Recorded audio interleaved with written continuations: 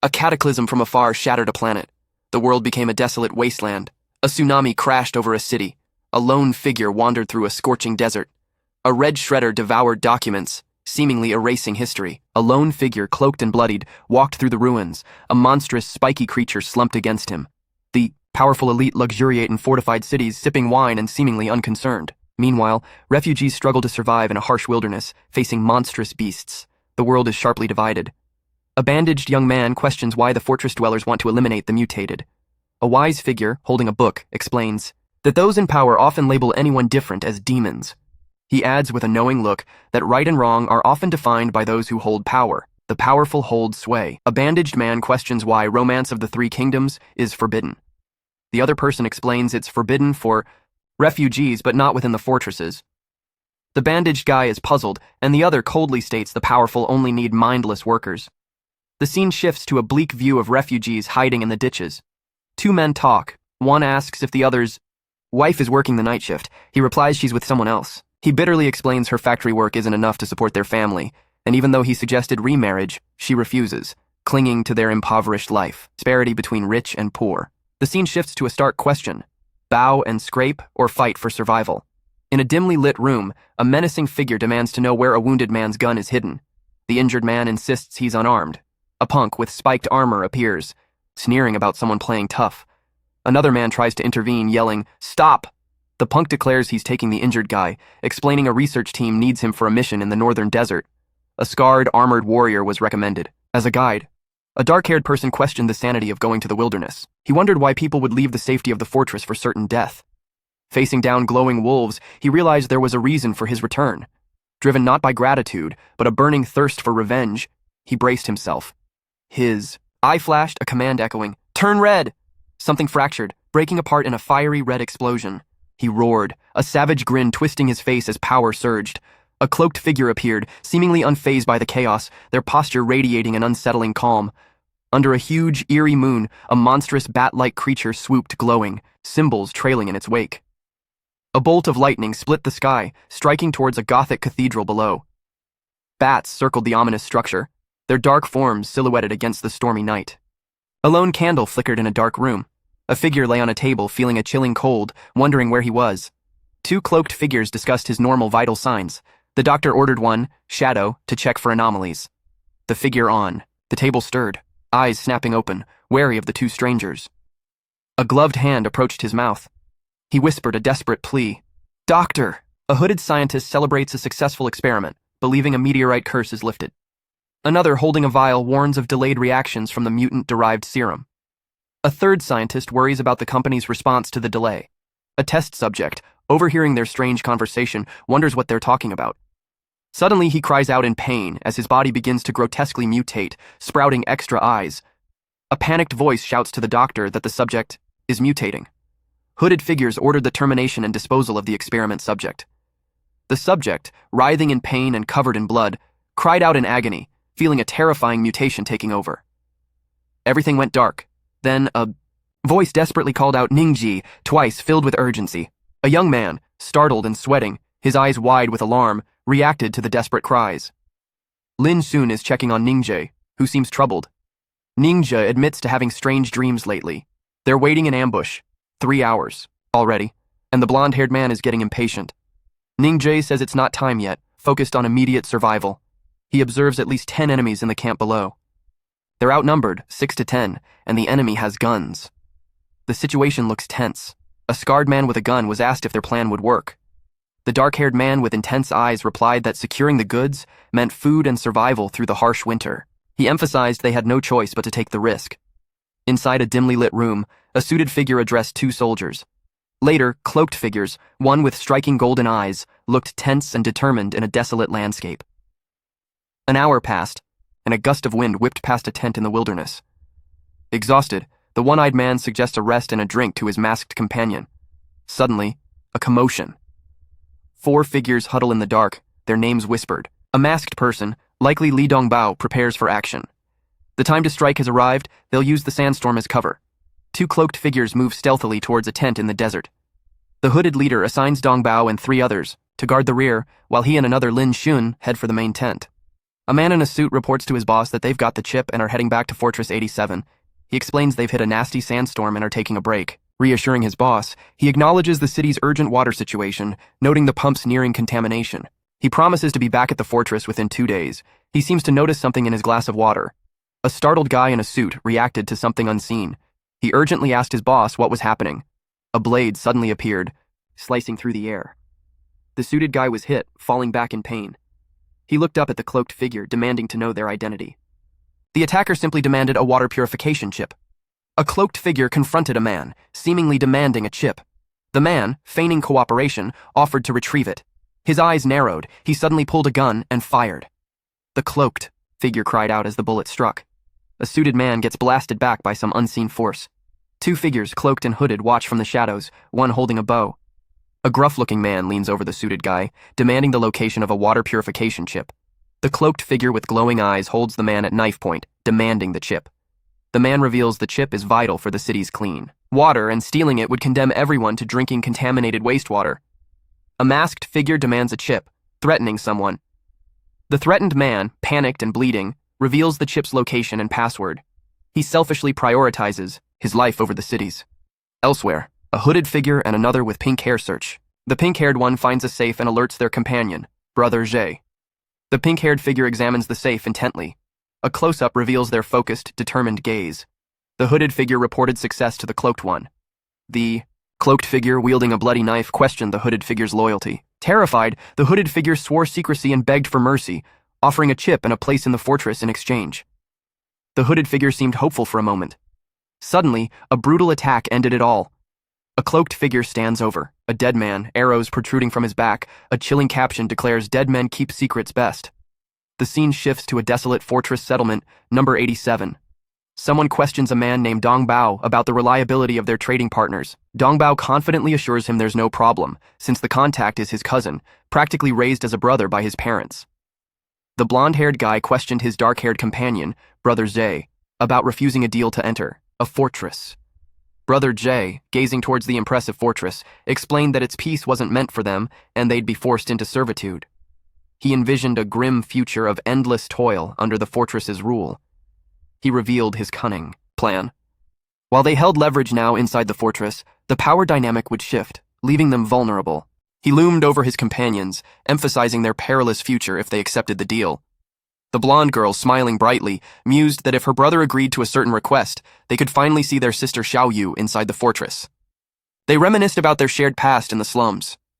The scene shifted to Xiaoyu arriving at the fortress, flanked by mercenaries, revealing her surprisingly high status. Back with the siblings, the boy worriedly wondered if Xiaoyu had forgotten them, now that she was living a life of privilege. He questioned why she hadn't contacted them. The dark-haired person snapped, silencing him and defending Xiaoyu's character. He held a pocket watch, lost in thought. A group strikes a playful pose, seemingly unfazed by their harsh surroundings. The dark-haired guy reflects on the unpredictable nature of their wasteland home. He reassures another, offering to escort him to a trading post. Observing the scene, a bald man looks on thoughtfully. Suddenly, someone yells urgently, demanding speed and threatening consequences for delaying important figures. Someone gets struck, crying out in pain, as a fight breaks out. A groaning figure struggles to rise, urged on by another. A dark-haired, intense individual commands him to stop playing dead. A massive fortress, big enough to hold a city, is revealed. Paradoxically, it's also described as incredibly small. Chaos erupted as people scrambled through a burning, ravaged town, one dragging another, seemingly injured. A lone figure, dark-haired with piercing eyes, walked resolutely through the devastated landscape. The place was too small to offer refuge, to even a handful of survivors, he observed grimly. Under a bright moon, a group approaches a lonely post station north of the fortress. Someone confirms to a dark-haired man, seemingly the leader, that they've reached their destination. The leader, Brother Zhe, looks stoic and determined. Someone called out to Brother Li. A sharp-dressed man noticed Dong Bao's arrival. He introduced his cousin Li Bin to another man, Ning Zhe. Dong Bao gestured towards Ning Zhe, confirming he was the person he'd mentioned earlier. A bespectacled man greets another, mentioning his brother. He thanks the other guy for looking after his brother. The second man brushes off the thanks and demands his reward. He pulls back a cloth to reveal something. The guy with the glasses is impressed by his vigilance. He seems annoyed, calling him a brat. A tense exchange began as an older man insisted on checking the merchandise first. After a quick inspection, the dark-haired man confirmed that The goods were genuine. Lin Shun was then instructed to hand over the stuff. A sly-looking guy with glasses smirked, relieved he'd prevented someone named Zhao Fengtian from cheating. With the deal done smoothly, the group decided to celebrate with a well-deserved rest. The censored individual seemed particularly pleased, clapping his hands together in delight. The dark-haired man and his rugged companion shared a final look, the tension of the deal now replaced by relaxed satisfaction. A kind-looking man presented a platter of roasted meat, offering it to a hungry-looking group. The group expressed their gratitude, mentioning how tough things had been and how much they appreciated the meal. The man encouraged them to eat, emphasizing their camaraderie. Finally, he excused himself, saying he needed to use the restroom, a sly smile playing on his lips. A suited figure bids farewell to a group, promising to see them off after their meal. Two guys praise their cousin for bringing them food, recalling a vow he made at their parents' graves. A serious-looking guy, Brother Zhe, declines to eat, opting to use his share as bait for hunting. Another guy follows suit, admiring Zhe's resourcefulness. Later, alone, the dark-haired guy with striking eyes feels uneasy, sensing something is amiss, though he can't quite place it. Under a moonlit sky, a gloved hand held a small, glowing green device, promising a new life. The white-haired man with the facial scar grinned, holding the same device, confident in their plan. He explained they'd wait for the drug to incapacitate their targets inside the building. Then they'd attack, ensuring their safety. Suddenly, a plea cut through the night. Someone begged the scarred man, presumably Zhao, to spare a cousin's life. The older man seemed conflicted, his posture suggesting a difficult decision, influenced by past kindness. He warned someone about the dire consequences of stealing from the Black Horse Company. He grimly added that even if they survived, there would be no escape. The bespectacled man explained that their options were limited and that protecting the other person meant staying in the slums. The older man, offering a cigarette, cynically advised that morality was useless in the wasteland. He finished by saying clinging to morals would only lead to self-disgust, leaving the bespectacled man to contemplate his words in silence. A hand offered a cigarette pack, the taker having only one request. The suited man with glasses grimly insisted on personally handling a situation when the time comes. Another, in a purple cape, wondered what the problem was. Someone, seemingly cheerful, declared their brown rice stash sufficient for winter. Contemplating the brown rice, another voice confirmed their reward had also been brown rice. The dark-haired guy is shocked, wondering how they could afford such expensive meat. His expression intensifies. He shouts at another, seemingly mid-bite, to stop eating immediately. The meat falls to the floor. A character realizes with horror. The meat is drugged, the effects already kicking in. Suddenly, someone is being attacked. A chilling order echoes. Kill them all! A fierce fight erupts in a blur of motion. A masked figure makes a swift, decisive strike. The dude with the two-toned hair yells, Dong Bao, with a panicked expression. Another guy with similar hair looks startled, sensing danger. A masked figure warns that some haven't been drugged. He lunges forward, weapon drawn, towards the startled guy. His boot slams onto the ground, ready to strike. He grips his weapon tightly, determined. A masked figure with purple hair is struck by a glowing blade wielded by someone in dark clothing. The purple-haired person yells in pain and frustration, clutching their side. Their attacker swings the blade again, a furious expression on their face. With a fierce yell, the injured combatant launches their own attack. A figure in red lies defeated as another, wielding glowing daggers, stands over him. Someone shouts in concern for the fallen fighter, while the victor menacingly declares their intent to kill. A cloaked figure yells a warning, their face a mask of fierce determination, as something unseen hurtles towards them. The ground explodes around the cloaked figure from the impact. A dark-haired guy pins down a terrified opponent. An older man with white hair is shocked by the dark-haired guy's strength. He orders everyone to attack at once. The dark-haired guy takes them all down with a groan. A young man, seemingly injured, calls out a name, worried about someone. Else, he's held down by another, told to be quiet and that he'll be dealt with later. A masked figure mocks his concern for others in his current state. The masked figure then threatens that the first young man's companion will join him soon, implying a grim fate. A different man grips a large sword, his face contorted with anger, presumably enraged by the situation. The dark-haired person's eyes widened in shock, a flash of red highlighting the intensity of the moment. They seemed to gasp, their face flushed with a mix of surprise and alarm against the dramatic red backdrop. A man in red cries out as he's thrown backwards with a powerful force. Another guy scrambles, looking shocked and confused, demanding to know what just happened. The cloaked figure wondered about his opponent's sudden power surge. A swift, unseen attack struck. The victim's shocked face twisted in pain. Something, or someone, was flung back with a sickening thud. A groan escaped the injured as blood splattered.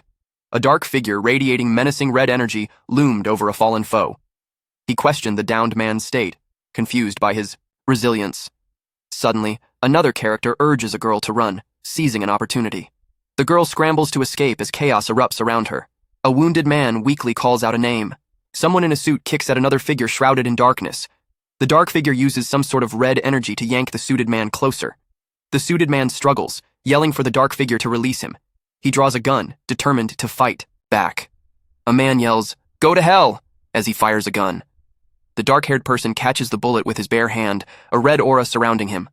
Someone nearby is shocked, exclaiming in disbelief. Panic filled the air as someone yelled about a monster urging others to run. A bespectacled guy, lagging behind, pleaded to be waited for. Suddenly, he got snagged on something, his clothes caught on a hook. An older man, looking distressed, glanced back in alarm. The trapped guy desperately called out to someone named Li Bin for help, frustration clear in his voice.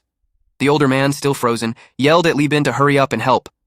A scarred man confirms something with a chilling grin as a blade flashes. Someone urgently orders clothes to be cut. A woman, with glasses, wields a knife with a determined look. The scarred man reacts in pain and anger as another man looks down at him, glasses glinting. He warns that the enemy is a monster, and someone must hold him back for the others to escape.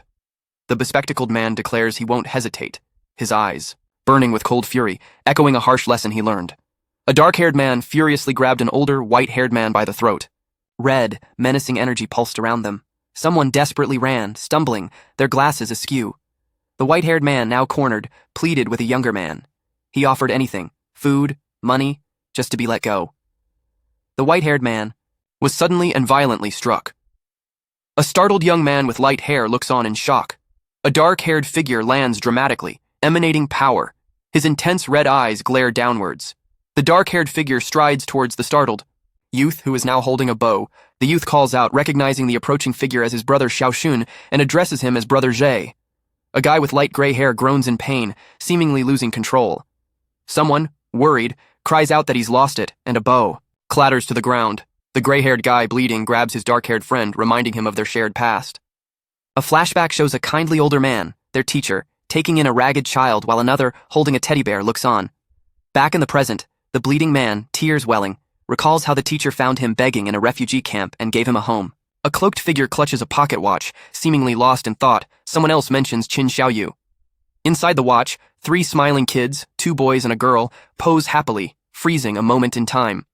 The cloaked guy, now identifiable as one of the boys from the picture, looks pained as a hand offers him the watch.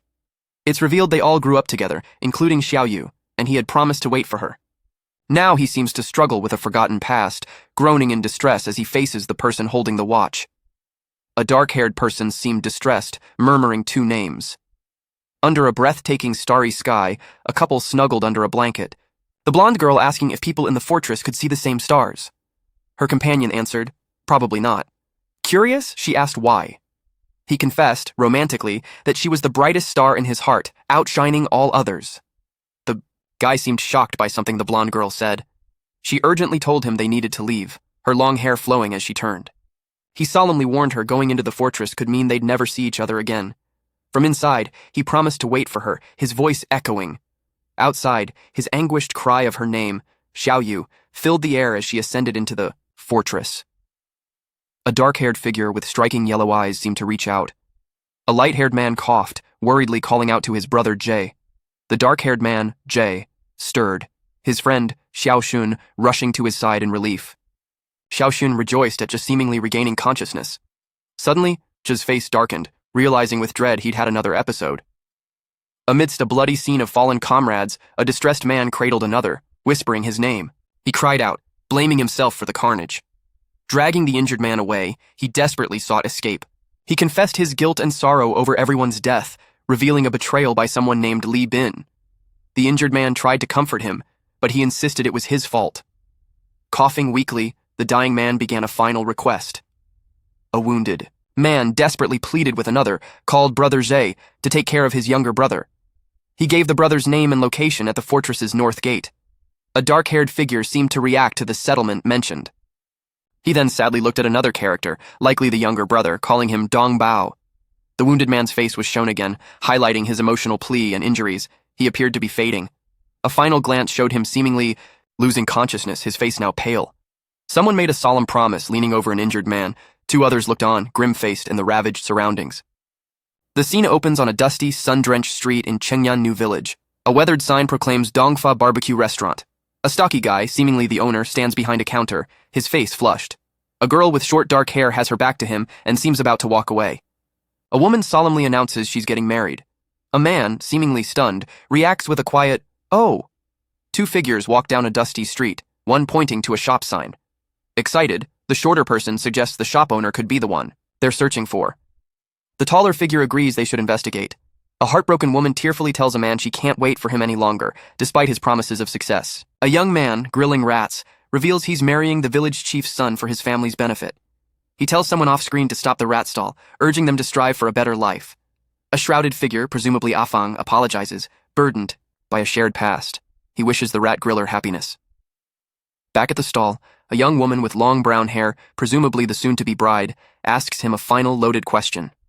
He's left speechless, staring at her from his rat stall outside the Dongjia barbecue restaurant. A woman looks hesitant, a soft, escaping her lips. A rat vendor enthusiastically offers her a deal on grilled rodents for her wedding, flashing a toothy grin. The woman looks skeptical, a few question marks popping up above her head.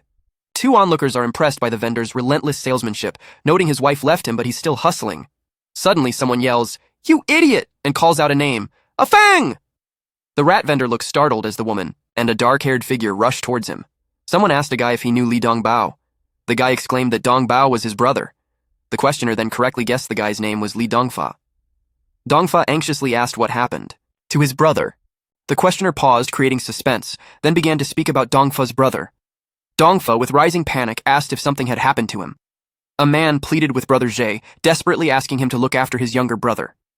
Brother Jay's piercing gaze held an unspoken intensity. Three men stood together, one seemingly lost in thought. A dark-haired man started to speak, a hint of shock on his face. He was interrupted by devastating news. His brother had been arrested and sent to the mines. He reacted with disbelief, demanding to know when it happened. Someone's brother has been missing for days. He cries out, devastated, having just saved enough to bring him over. He desperately wonders how his brother could have been arrested. His life's falling apart, business booming, girlfriend dumping him, now his brother gone. Suddenly figures appear, offering to take care of him, promising a new path forward. He hesitantly accepts, unsure of what the future holds. A stocky guy is urged by his sense to pack up, fast. He agrees, but asks someone to watch his stall, setting the price for rats at 2 coins each. Left in charge, the guy holds up 2 fingers with a mischievous grin, clearly enjoying his new role. Later, 2 others discuss the stocky guy, noting how different his personality is from his brother Dongbao. One of them seems thoughtful, simply humming in response. A young man excitedly announces to his brother that he's all packed. His brother, cloaked in dark colors, is taken aback by the sheer size of his bulging pack. The packer explains it's all bedding to keep warm in the chilly suburbs, a cheerful smile on his face. He then sheepishly admits to his brother, who he calls Brother Jay, that the bedding is actually secondhand. A dark-haired guy subtly asked for a favor from a lighter-haired companion. Quilts were being advertised at a low price. A customer asked the vendor to round down the price, and the vendor eagerly agreed.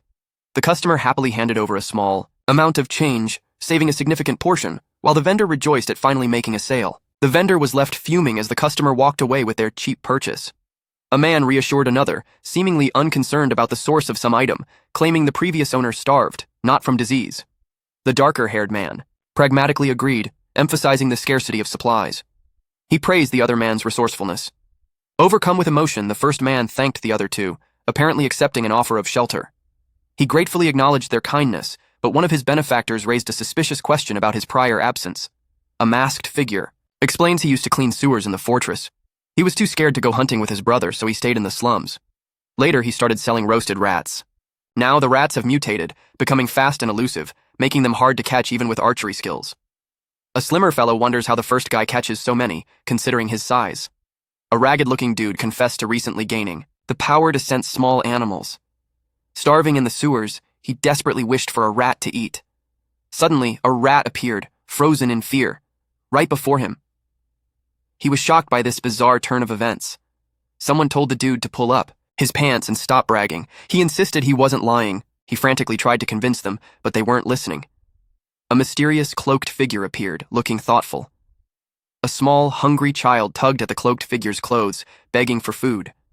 A little girl with a braid, looking hungry, tugged at a man's cloak and asked for food. The man, presumably her uncle, looked down at her with a complicated expression. Later, the girl was seen being led away as a cloaked figure apologized profusely to someone. A young man sternly reminded his little sister not to beg from strangers anymore, now that he's taking care of her.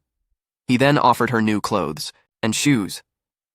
Later, the brother apologized to a cloaked figure for his sister's actions, who simply brushed it off. The cloaked man's eyes widened slightly, seemingly surprised by something on the young man's person. A bone knife. Finally, someone addressed the cloaked figure as Ning Jae, calling him the strongest hunter and asking for a favor. The dude noticed something disturbing about the bloodstains on someone's clothes. He refused a request for help, advising caution. The requester looked defeated, but then desperately begged, offering any amount of money. The dude seemed unmoved. The blonde, desperate, threw himself at the dude's feet. A man checks on another lying on the ground. A blonde shouts, 500! Then increases the offer dramatically. The man on the ground is ecstatic, thinking he's found a sugar daddy. A girl urgently asks another man for help for the two on the ground. The man she addresses stares intensely at the begging pair, looking annoyed. The dark-haired dude pondered a hefty reward, seemingly a tempting offer. Despite the approaching winter, he decided to take the risky job. Grateful companions thanked him, but he quickly suggested a more private discussion. He led them away, from the crowded area, seeking a safer place to talk. They arrived at a quiet building, and someone inside, eagerly awaiting his return, greeted him. A cool-looking guy with white hair strides in, introducing himself as the new village chief. He gives his name as Sufei and flashes a confident smirk. A tense group awaits him, eyeing him warily. Sufei reassures them he's just there for a population check, asking for two people by name, Ning Jae and Lin Xun. A dark-haired guy steps forward, confirming his identity as Ning Jae and introducing the blonde beside him as his younger brother. Lin Xun, he explains the others present are just house guests. The white-haired person offered help to the dark-haired one. The dark-haired guy wondered why he'd never seen the other around. The white-haired individual explained he was a newcomer, a sole survivor of his family, and bought his position to avoid being bullied. The dark-haired guy lamented his own tragic past, but mentioned having an older brother. Suddenly, someone tackled and playfully scolded the dark-haired guy. A blonde-haired person politely excused themselves, leaving the registration area. A dark-haired person, observing them leave, found their demeanor suspiciously unlike a refugee. Later, inside a room, the blonde person urgently asked for help. He revealed his desperate need to locate his younger sister. The dark-haired person, now sitting across from him, was surprised by the request and asked for details about the missing girl. The little sister, clinging to her older brother, looked worried. The blonde man gently patted the little girl's head, explaining he found her begging and took her in, reminded of his own sister. Intrigued, the dark-haired man asked him to tell him more about his sister. A nervous silence hung in the air as the little girl fidgeted. The blonde man began his story, his gaze distant. It all started 15 years ago. He recalled catching a bad cold one winter and passing it to his mother. Tragedy struck as his mother succumbed to the illness, leaving him, his father, and his younger sister with nothing. Driven by hunger, a father led his little daughter away. He traded the girl for medicine and some mutton, a heartbreaking exchange for survival. After recovering, the father sent his son to the mines, forbidding his return. Years later, after his father's death, the son returns to Fortress Number 87, alone and determined. Now, with nothing left to lose, his only goal is to find his long-lost sister. He's on a mission, fueled by grief and hope. A younger sibling asks their older brother what a sheep is. The older brother reminds them that their uncle taught them, but the younger one admits to playing instead of listening. A man explains that sheep are rare animals, mostly found in the fortress. The blonde-haired person realizes that if their father traded their sister for a sheep, she must be in the fortress. Determined, the blonde one declares they'll go to the fortress to find her. A man hesitantly explains that refugees can only enter the fortress through work, and quotas are controlled by the village chief. The blonde-haired person, looking distraught, asks if there's any other way. A comforting hand rests on their shoulder, assuring them that they will be helped. The dark-haired person promises to use their position to assist the refugees, determined and reassuring. A cloaked figure cautiously calls out, checking if someone's home. He enters, finding the place empty, and whispers his observation. Intrigued, he crouches down, noticing something unusual about the dirt floor. He lifted a floorboard with a surprised gasp. His eyes widened with dawning realization. A hidden staircase appeared, shrouded in shadows. He wondered, could this be a secret passage? A figure in a dark cloak lifted a section of the wooden floor, revealing a hidden passage below. Intrigued, he wondered if it was a secret passage. His expression shifted to thoughtful contemplation, considering the possibilities. A cloaked figure slipped down into a cellar. He was startled by another person who called his name, Ning Jae. The newcomer asked him what he was doing there. He explained he'd been looking for the other person, and finding their room empty, followed the sound to the open cellar door. The other person, seemingly unconvinced, called him out on his flimsy excuse. Ning Ji smoothly replied he was just stocking up on food for the coming winter. A cloaked figure asks another if they need anything. The other person requests help getting refugees work in the fortress. The cloaked figure refuses, saying the previous official filled all the slots. The first person calmly questions this refusal. With a sly smile, they threaten to bring everyone to see the cloaked figure's cellar, clearly implying a hidden secret. The cloaked figure's face goes blank as they consider the threat, sweat dripping. A mysterious figure handed a letter with winged insignia to a dark-haired man, instructing him to take it to the east abandoned alley for help. He solemnly accepted the mission. Across a desolate, sandy market town, the letter seemed to ignite, in his hand. A stunning redhead with a cigarette, Madame Zhao Yi confidently challenged a group, asking who dared enter the fortress.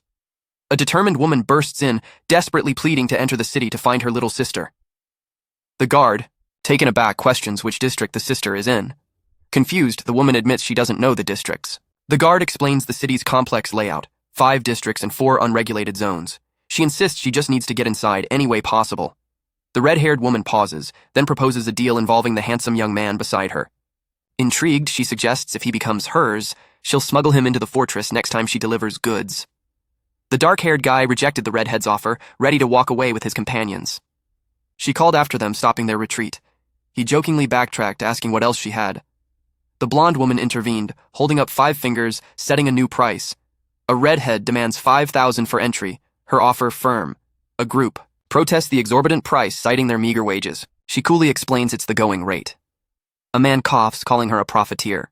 Someone slams down a stack of cash, accepting her terms. The deal is done, quick and easy. A stick figure soared, catching the attention of a red-haired woman and a blonde man. A young blonde girl clutched something, seemingly shrinking under their gaze. The girl, looking distressed, apologized to someone called brother. Tears welled in her eyes as she questioned her own actions. She then started laughing maniacally, her demeanor suddenly shifting. A group of tough-looking characters, including a young girl, are clearly up to no good, bragging about making money. Suddenly, the scene shifts to a tense standoff, as a dark-haired man with a bone knife commands someone to stay back.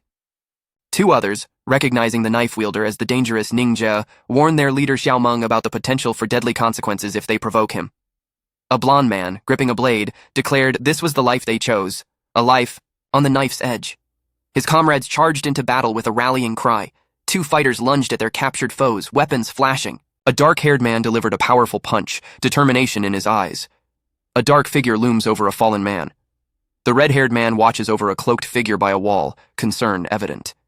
He curses under his breath, blood trickling from his face. He yells and lunges at the cloaked figure with a blade. The cloaked figure unsheathes a sword, bracing for the attack, red energy flaring around them. A wounded man lay defeated, whispering about his big brother not letting the attacker get away with this. The cloaked figure, holding a bloody weapon, responded coldly, implying the fallen man would soon have company in death. In a dusty, sunlit scene, a dark-haired man looked over the bodies of fallen enemies as a comrade with a bow reported that the rest had been dealt with. Finally, in a dark room, the cloaked figure and the archer closed in on a frightened young woman, questioning what to do with her. Tension filled the air as a white-haired archer aimed his bow at a frightened blonde girl, while another figure, presumably Brother Zhe, looked on. A hand reached down, and the girl looked up with wide, uncertain eyes. A blonde man desperately pleaded with 2 others to release his sister, claiming she was coerced. The 2 men exchanged a look, one asking, "Brother Zhe?" before they agreed to let her go. Grateful, the blonde man and his sister quickly departed. He gave her some money, warning her to find honest work and stay away from troublemakers. A tearful blonde child, clutching money, promises her brother she won't do it again. She runs off, sobbing. 2 figures watch her go. One calls out a name, Zhou Mingyuan, and impatiently asks if he's coming. 2 guys are standing in a dusty, sunlit place, the dark-haired one turning at the call. He replies, "Coming." A woman's elegant shoe appears in the foreground, telling someone to hold on. A redhead, seemingly annoyed, complained about being left alone to handle a grim task involving multiple bodies. Someone, unseen but clearly in charge, ordered her to finish cleaning up the mess. She hastily agreed, reassuring a Madame Zhao that it'd be done immediately.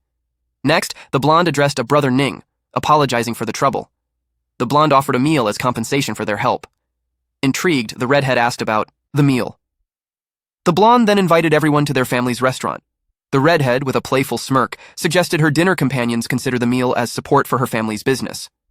They arrived at a fancy restaurant and were led to the best private room. Inside, she decided to order the most expensive items on the menu since their host was loaded. Her companion readily agreed, happy to treat his friends. He explained they'd all been working hard on a matter involving his sister. He offered everyone water as they sat down. Another companion excitedly wondered what delicious food awaited them. Two guys enjoyed drinks, clueless about what awaited them. Someone shushed them as a loud bleating echoed. A woman presented a fluffy sheep, announcing the grand feast. The group reacted with shock and confusion at the unexpected woolly guest. One reassured them, "It's got hooves, it can't be that dangerous." A redhead casually holds a sheep, unconcerned about its fate as food. The sheep bleats, unaware of the impending doom, while another person emphasizes the difficulty of smuggling it out of the city. A blond man stares in disbelief, questioning if the creature is truly a sheep. The smuggler offers a price for the sheep's legs. Someone recognizes the rare fortress-bred sheep, recalling a childhood memory of eating them. The group notices the blond man's shocked reaction and wonders if he finds the price too steep. The dude confessed he'd planned to slaughter some sheep for entertainment, but the other guy, seemingly disturbed, sensed something was off. He nervously admitted he wouldn't have shown the sheep if he hadn't seen the money. The dark-haired guy was shocked, questioning if it really was a sheep. The other guy foolishly argued that sheep have 5 fingers, prompting a redhead to furiously remind him that sheep have hooves, not fingers. A girl recoiled in horror from a sheep-like creature, something about it deeply disturbing her. She grabbed the creature, her expression a mix of fear and disbelief as she questioned its anatomy. A close-up revealed the creature's unsettlingly human-like hand, its strange fingers gripping the girl's. Later, a group discussed the sheep, puzzled by its 5 fingers and wondering if it was a mutant. The sheep bleated plaintively, seemingly unaware of the commotion it caused. A distressed character recognizes a disturbingly familiar 5-fingered sheep. Another character explains they were lucky to find the sheep due to a recent famine. A young boy enjoys the sheep, then innocently asks his dad about his missing sister. The dad somberly suggests they search for her the next day. The first character reacts with shock and horror, clutching their face. A woman watched a cloaked figure collapse, a faint glow emanating from him. Whispers of disbelief and frantic sobbing filled the air as others reacted with a mix of shock, laughter, and concern. One person pulled back the cloak of the collapsed man, revealing his face and asking his name. In a dramatic shift, a close-up shows a blonde person, their face contorted in a terrifying blood-splattered grimace, asking a question.